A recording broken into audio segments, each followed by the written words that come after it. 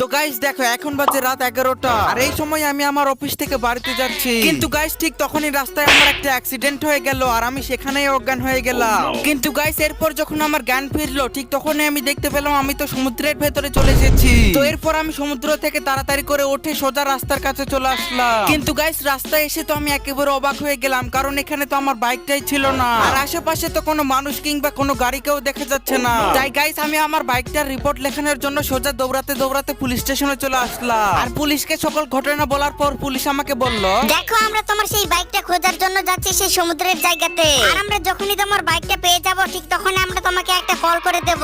আর guys এই কথাটা শোনার পরে আমি আবার আমার বাড়িতে চলে আসলাম আর আমি অনেক ক্লান্ত থাকার কারণে তখন ঘুমিয়ে গেলাম। কিন্তু গাইস এর পরের দিন সকালে আমি ঘুম থেকে ওঠার পর দেখলাম যে পুলিশেরা আমাকে কল করেছে আর তারা নাকি আমার বাইকটা পেয়ে গেছে। কিন্তু এই বাইকটা আমরা তখনই দেব যখন সবাই ভিডিওটিতে একটি লাইক করে চ্যানেলটাকে সাবস্ক্রাইব করবে।